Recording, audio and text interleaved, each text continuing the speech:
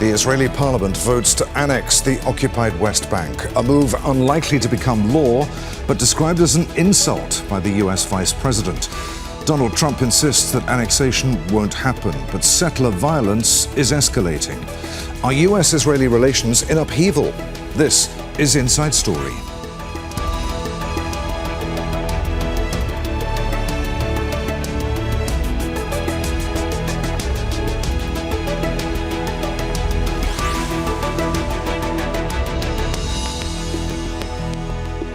Hello, welcome to the program. I'm Adrian Finighan.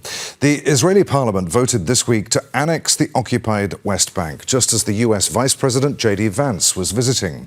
An insult, he said, and as clear an indication as any of a chilling in diplomatic relations. US President Donald Trump dismissed the preliminary vote, saying that annexation would never happen, remarks echoed by Secretary of State Marco Rubio. Even Israeli Prime Minister Benjamin Netanyahu opposed the vote, despite relentlessly pushing illegal settlement expansion in the occupied West Bank while in office. For a man used to bossing and undermining US presidents, the robust approach of the Trump administration is new terrain. For Palestinians in the occupied West Bank, however, facing increasing Israeli settler, police and military violence, there's little sign of change. So, are the strong words an indication of a shift in US relations with Israel? What are the political implications for Israelis and Palestinians and within the US? We'll find out more from our guests, but first a report from Alexandra Byers. The Israeli parliament celebrates after advancing 2 bills to annex the entire occupied West Bank. The move was largely symbolic, but the US is warning it threatens the Gaza ceasefire deal. Prime Minister Benjamin Netanyahu ordered members of his Likud party to abstain from voting, warning it could damage relations with Washington. It happened as the US vice president was in West Jerusalem. It was a very stupid political stunt, and I personally take some insult to it. The West Bank is not going to be annexed by Israel. J.D. Vance and Secretary of State Marco Rubio have headed delegations of senior U.S. officials visiting Israel this week to try to keep the U.S. peace plan for Gaza on track. We don't think it's going to happen, and more importantly, it's not, from a legislative standpoint, structured in a way that could happen, but it would also threaten this whole process. I mean, we understand that, right? And President Donald Trump says he's given his word to other leaders the annexation won't happen. Don't worry about the West Bank. Israel's not going to do anything with the West Bank, okay? Don't worry about it. But the prospect highlights a major rift, both within Israel and internationally. Netanyahu supports the expansion of illegal settlements and has previously spoken about a partial annexation. But he's under pressure from his coalition partners. Far-right ministers want full annexation of the occupied West Bank, and their support is crucial to the prime minister staying in office. Arab and Islamic countries have already condemned the Knesset vote as a violation of international law. The United Arab Emirates, which established diplomatic relations with Israel under the Abraham Accords, has said annexation is a red line and would destroy any future normalization. But for Palestinians living in the occupied West Bank, diplomatic pressure and political stunts change nothing. They're already living a life of annexation and occupation. Settler violence has been a constant presence, but after October the 7th Hamas attacks 2 years ago, settler violence has got worse. Arsons, killings and the theft of sheep and homes. Every year they come and they burn it or, take it out from the roots, maybe at least 5 years in row. That's what they did. And finally, they took the land and they put their settlers in it. The message from Israelis to Palestinians is clear. Leave your land or face further violence. Alexandra Byers, Al Jazeera for Inside Story.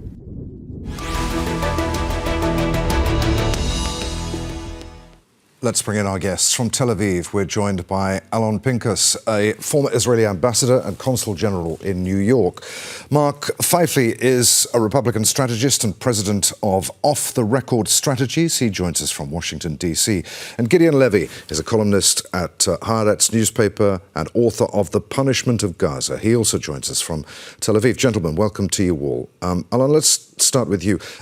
As we saw in Alexandra's report, J.D. Vance said it was a very stupid political stunt, and he found it personally insulting of the Knesset's vote to annex the occupied West Bank. What do you read into those words? What do they tell us about the U.S. administration's attitude and perhaps its growing frustration with Israel? Has the relationship changed? Well, it's in the process of changing, Adrian. And there have been cracks in this relationship for a long time that Israel myopically chooses to ignore or to think it could manipulate back into how it wants it to be. Now, to put it in perspective, and I'll keep it short, the U.S. opposed annexation of the West Bank and Gaza since 1967. Successive administrations, Democrats, Republicans, back and forth have opposed this. What is new in the last 15 years is that Mr. Netanyahu has been not only subverting the relationship, but manipulating American presidents one after the other. It started with Bill Clinton, and then he swindled and tried to con Barack Obama. And then he did the same with Donald Trump in his first term. And then he conned Joe Biden, and then here we are with the second Trump administration. The big difference here, and I'm not saying this is a game changer yet, but the signs at least indicate that the U.S. is going back to clarifying to Israel that this is inherently an asymmetrical relationship. And when American and Israeli interests are not compatible or do not align, then Israel needs to be the one to push to take one step back. What has happened in the last 6 months is that while Trump, in his own way and style, tried to make that abundantly clear to Netanyahu, Netanyahu either conveniently pretended as if it's not happening, or is intransigent and reluctant to the point of teasing Trump. What you saw in the last 3 weeks, well, actually, it goes back to the 9th of September Israeli attack in Qatar. That impelled President Trump to take this route. And what you saw with the violation of the ceasefire last week with Israel, particularly, with Israel's retaliation, is that someone in the administration, probably the president, but I'm not sure he's the only one, has come to realize that Mr. Netanyahu is trying to undermine the agreement. Now, I'm skeptical about the agreement altogether in terms of its implementation. But that's for a different conversation or later on in this conversation. Okay. What is Mark, happening now, okay. the procession of American officials, is to make it absolutely unequivocally clear to Netanyahu that business is not as usual. Mark, would you agree with that? J.D. Vance reportedly delivered a firm message to Prime Minister Netanyahu from President Trump. How frustrated right now is the White House with Israel? How much leverage does the President of the United States have over Netanyahu now and his government? So I think the United States has a great deal of leverage over Israel, but I think it's how they utilize it. You can tell that they're still struggling with how they manage this within this new ceasefire, and sending this continuous group of U.S. officials, whether it's the president's son-in-law and daughter, Kushner and Ivanka, whether it's Stephen Witkoff essentially living in the region now, or it's J.D. Vance or Marco Rubio. It just comes down to you. They can't sustain sending these people continuously to go to Tel Aviv and to Israel and handhold. And one hopes that the same handholding is being done by Muslim and Arab countries as well to the Palestinians and to Hamas to get them to decommission their weapons so that we can actually have a sustainable ceasefire. Mr. Vance specifically was a member of the Senate. So he knows that these types of votes come up all the time. They really don't do anything except let the Senate get some of their frustration out. But still, I think that he's right to say that he was frustrated and that it was stupid to do. And I think that that is a difficult thing for Israel to play with for the long term. Mr. Vance is likely the heir apparent, although Mr. Rubio will probably give him a run for his money for the Republican nomination. In that, Mr. Vance is also the least hawkish of the Trump administration senior officials. And he has a predisposition not to support military activity. If you remember, we go back to the original conversation that was leaked on Signal when the U.S. attacked Yemen and the Houthi rebels. In that message, he said, why aren't the Europeans doing this? So he's going to be less likely to go through these types of scenarios like Mr. Netanyahu is putting the Americans through, and I think could cut through quickly and could maybe be more of an iron hand against the Israelis as time goes by throughout this process. Gideon, what are your thoughts on this? President Trump told reporters not to worry about the West Bank, as we saw in Alexandra's report. Israel's not going to do anything with the West Bank, he said. How can he be so sure? What does his apparent confidence tell us? So first of all, I would like for President Trump to see what is happening in the West Bank in the last 2 years. What does it mean not to worry about the West Bank? Yes, I'm definitely confident that Israel will not be able to annex formally the West Bank because Donald Trump said so. Israel is not in a position to say no to Donald Trump. Now, more than ever in her past, Israel is depending on the United States like never before. But by the time we are talking about annexation, yes or no, the West Bank changed its face in the last 2 years, and the annexation is much less important anymore because the settlers, together with the army, practically annexated the West Bank.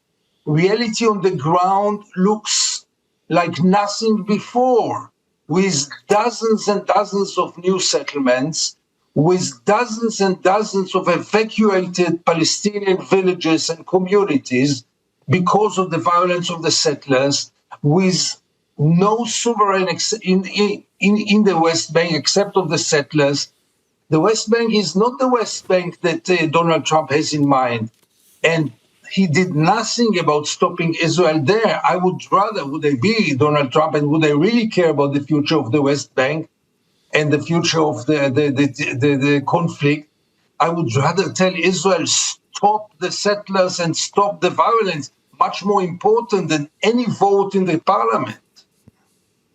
Let's put this to Alon. I wanted to get to this later in the discussion, but as Gideon has brought it up, to what extent are discussions about whether Israel is going to annex the West Bank merely academic? I mean, de facto annexation is, as Gideon says, already taking place across the West Bank. Israel continues to expand illegal settlements on Palestinian lands. Palestinians continue to suffer land theft, harassment, violence and murder at the hands of Israeli settlers, often backed, it seems, by Israeli soldiers. Yeah, I mean, on the one hand, Adrian, I agree 100% with Gideon Levy in how he described it. But on the other hand, in terms of the numbers, the data, the demographic, the Jewish demographic presence in the West Bank is actually negative. It is going down. When we talk about, alarmingly, about new settlements, basically we're talking about the same group of about 100 lunatic fringe right-wing settlers who are jumping from one hilltop to another and calling it a new settlement. Now, where Gideon is absolutely right, and I agree with him that this is what the U.S. should be concerned about, is that Israel is creating, not by virtue of a de jure annexation, but by virtue of reality on the ground, a one-state solution. Now, a one-state solution is a legitimate solution to everything, is a legitimate framework if Israel is willing to enfranchise the Palestinians, which I am somewhat circumspect about the possibility of that actually happening. And so what Israel is creating is it's not annexation, but it is creating a reality in which a future Palestinian state, whatever the modalities, whatever the structure, whatever the time table or time sequencing is, is impossible.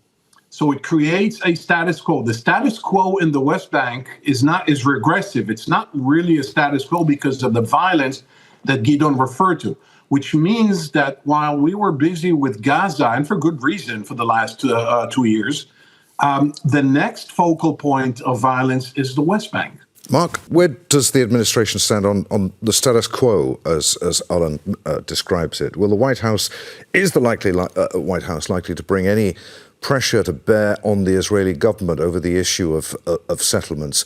Or are, as far as the administration is concerned, settlers and settlements a fact on the ground now? I think it was worked out, at least in the short term, within the 20-point ceasefire plan. It was obvious that at the last number 19 and 20 of the plan was language that many Arab and Muslim countries wanted, moving quickly towards a two-state solution, a Palestinian state. Of course, that did not end up in the final text, but it was more of a comma, not a period, that it won't happen. It's more of, this is a process. We have to have some level of peace and security before we can have that conversation. It was a deal breaker for the Israelis to put that in for a Palestinian state into the ceasefire agreement. But it'll still be argued about around the margins, as the ceasefire situation is more of a short-term solution to how do we find long-term peace in Gaza. Mr. Trump, very firm, though, and his word now stands with many of his fellow leaders in saying very declaratively that there will be no annexation of the West Bank. Full statement. So I think with that, Mr. Trump's word is his bond. Now he has to keep that word, and he has to keep Mr. Netanyahu in place and in line to make sure that he's not breaking his word with his fellow world leaders in the region and beyond. Gideon, Netanyahu issued that statement after the Knesset vote, saying that it was a deliberate political provocation by the opposition to sow discord during Vice President Vance's visit to Israel. Notably, that statement only issued in English. How much pressure is Netanyahu under right now politically, given that he's likely to need the support of the right-wing parties who are pushing for that vote on annexation in the elections next year? Until the elections, we have many months, Adrian. And Netanyahu, at least, was a magician in manipulating the public opinion and convincing the public opinion again and again that he's the only one who can deliver the goods. The annexation is off the table now because the legal procedure will take months and years, and Netanyahu will and can do anything possible just to postpone it. So this is off the table. But all the rest is not only on the table, it's screaming for someone to stop it. And therefore I emphasize so much the facts on the ground, because the facts on the ground are much more irreversible than any kind of ruling by the Knesset, any kind of vote, any kind of legislation by the Knesset. This can be always be reversible, not the facts on the ground. And here I see the American administration so passive and doing nothing. We learned in the last few weeks that whatever Donald Trump wants will happen in the Middle East. Whatever he orders Netanyahu must be implemented. And this leverage should be used now. In many ways, Trump is the first American president who really uses this leverage over Israel, because all the former presidents always gave advices to Israel, begged Israel, threatened Israel, and never took any leverage. Trump is the first one to use it. And I wish that he will continue to use it, because he's the only chance for a change in the Middle East. It's almost impossible to pronounce it. Donald Trump is the only way to change the Middle East. But that's a matter of fact. Israel will not change anything. The Palestinians will not change anything. Trump is the only one who can do things now, move things now. And I wish that he will not lose interest, as we all are afraid. Alon, feel free to come back on what Gideon was saying there, but we're discussing this issue of annexation perhaps being illustrative of a changed relationship between Israel and the US under Trump. The US now obviously firmly in the driving seat and not the other way around. I wonder if the balance of power has shifted in the region as a whole. Is the US now perhaps aligning more with Arab states rather than Israel after the Gaza ceasefire deal?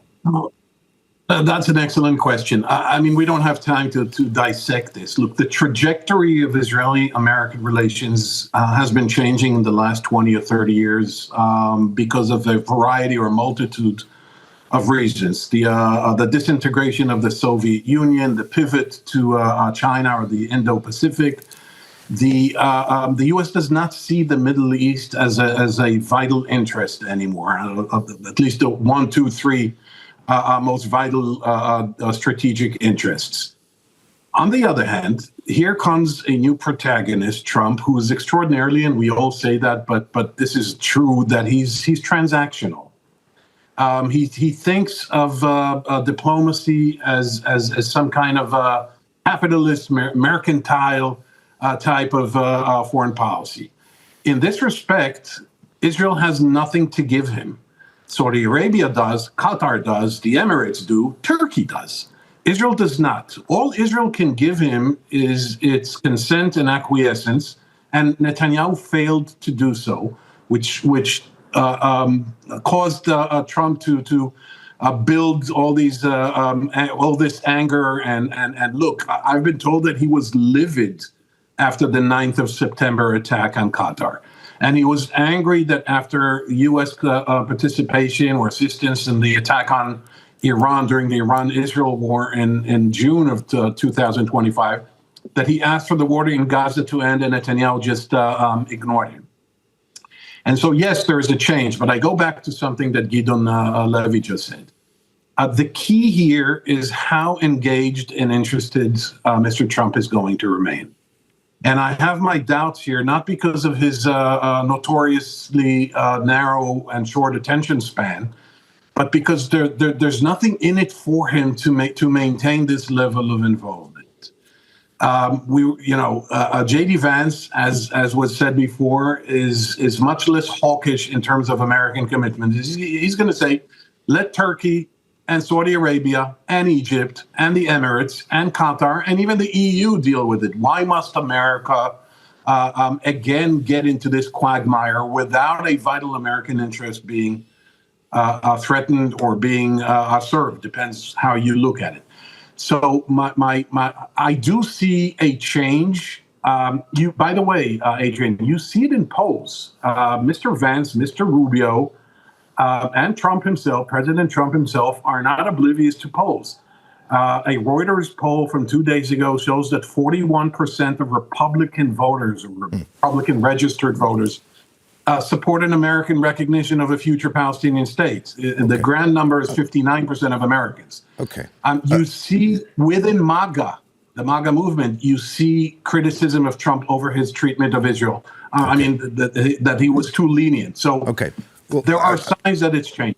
I want to raise that issue with Mark. Please feel free to come back, Mark, on anything that Alon was saying there. But I wonder how this whole issue of the changing dynamic between the US and the US administration and Israel plays out with the pro-Israel lobby there in Washington. Is Trump controlling the agenda there too? I mean, unlike previous US presidents, does Trump particularly care about what the pro-Israel lobby has to say? I think he does care. I think that his statement at the Knesset in favor of Mr. Netanyahu and to be pardoned for his past alleged violations shows that they have a strong relationship still to this day.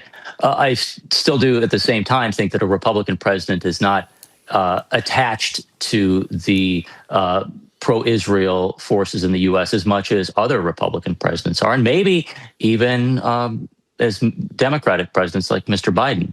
A lot will be determined and looked at by foreign policy analysts next month when the Crown Prince of Saudi Arabia travels to the U.S. for I think it's going to be a large Oval Office visit and quite a festivity And that shows kind of the changing dynamic that both of your other guests have talked about as well, that the U.S. and Mr. Trump, who is more transactional, who does really enjoy these relationships, both financially, diplomatically, and the accoutrement that it brings, that this is something that Mr. Trump, he rallies around, and that is something that brings him satisfaction. So a lot will be determined when we look at how Mr. Trump vets the Crown Prince of Saudi Arabia coming up. The first trip for a leader from the kingdom since 2018. And I think that's a look at the transition of U.S. relations in the Middle East.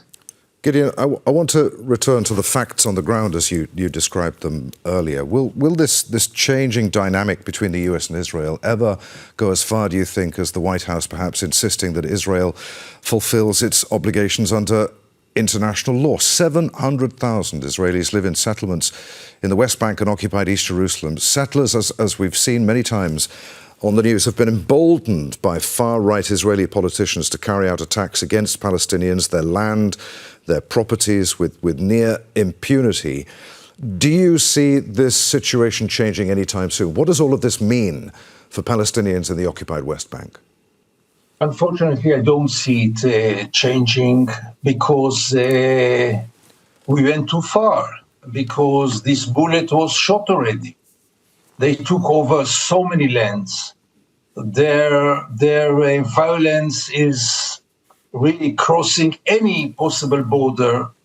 There is no one to stop them, nobody, but really nobody to protect the Palestinians. They are totally helpless vis-à-vis those daily pogroms. And neither the army nor the police are not only not helping them, but collaborating with the settlers and many times even encouraging them to do. Nobody is brought to justice about real terrible crimes, including murders, yes? Nobody is brought to justice, and nobody will be brought to justice. In this way, the settlers took over. They won. We have to realize it. And it will be very hard for Netanyahu or for any other Israeli politician to pull it back.